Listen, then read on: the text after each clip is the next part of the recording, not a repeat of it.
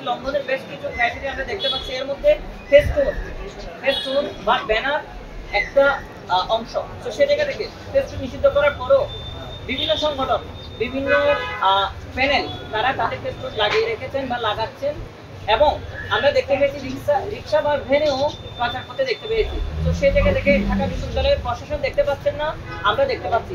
আমরা শুরু থেকে বলে আসতেছিলাম ঢাকা বিশ্ববিদ্যালয়ের প্রশাসন আসলে টিনের চশমা পরে আছে, মানে টিনের চশমাটা আসলে খুলে নেয়, তারা কালো চশমা পরে আছেন, রোদ নেই। তো এই হচ্ছে অবস্থা। আমরা দেখতে পাচ্ছি সকল ধরনের আচরণবিধি লঙ্ঘন হচ্ছে, কিন্তু তারা দেখতে পাচ্ছেন না। ঢাকা বিশ্ববিদ্যালয়ের শিক্ষার্থীরা, আমরা যদি বলি টাকা ছড়াছড়ি বা খাওয়ানোর যে বিষয়টা, সেটা নিয়ে আমরা অনলাইনে অনেকগুলো ভিডিও আমরা দেখতে পেয়েছি। ঢাকা বিশ্ববিদ্যালয়ে গোল করে করে খাবার খাওয়ানো হচ্ছে, নাজিরা বাজারে খাওয়ানোর বিষয়টা অনেকটা মিল এবং বিভিন্ন পোস্টের মাধ্যমে আমরা দেখতে পাচ্ছি। রাতের বেলা কেউ যদি প্রচার করতে চান তাহলে নাজিরা বাজারে যাবেন, এই ধরনের পোস্ট আমরা অনেকের কাছ থেকে দেখতে পেয়েছি। এটা কেন বলা হচ্ছে?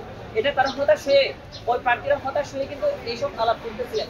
অর্থাৎ নাজিরা বাজারে বা বিভিন্ন খাবারের দোকানে খাওয়ানো হচ্ছে এবং প্রভাবিত করার চেষ্টা করা হচ্ছে, কিন্তু প্রশাসন এই পোস্ট দেখতে পাচ্ছেন না, প্রশাসন এই আচরণবিধি লঙ্ঘনের বিষয়গুলো দেখতে পাচ্ছেন না। প্রত্যেকটা প্রার্থী, প্রত্যেকটা ভোটার কিভাবে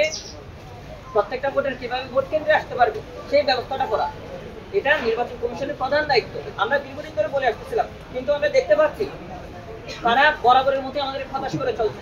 সর্বশেষ তারা বাস নিয়ে একটা বিবৃতি দিল।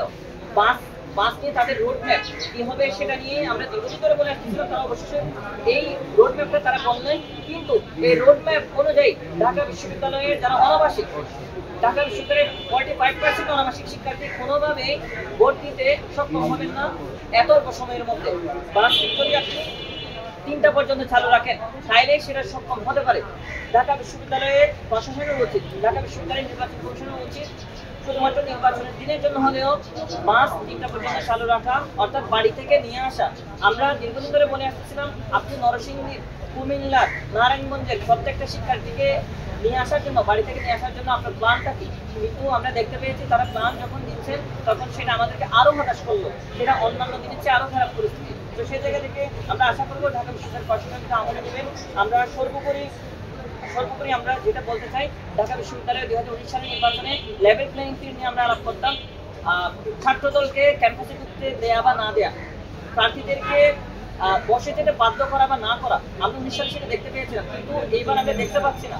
1800 প্রার্থী এখানে দাঁড়াচ্ছেন, তার প্রার্থীটা দিচ্ছেন, কিন্তু আমরা দেখতে পাচ্ছি সবচেয়ে খারাপ পরিস্থিতি আমাদের অনলাইন পরিস্থিতিটা, অর্থাৎ অনলাইনে লেভেল প্লেইং ফিল্ড তৈরি করতে পারেন নাই। তো সেই জায়গা থেকে দেখা যাচ্ছে প্রার্থীদের আইডি ফোন হ্যাক করা হচ্ছে, যেসব গ্রুপ বন্ধ করতে বলা হয়েছে, শিক্ষার্থী সংখ্যা 1, শিক্ষার্থী সংখ্যা 2 এখনো খোলা রাখা হয়েছে, এবং স্বয়ং বিসি, প্রভিসি সহ গুরুত্বপূর্ণ ব্যক্তিরা ওই গ্রুপে অবস্থান করতেছেন।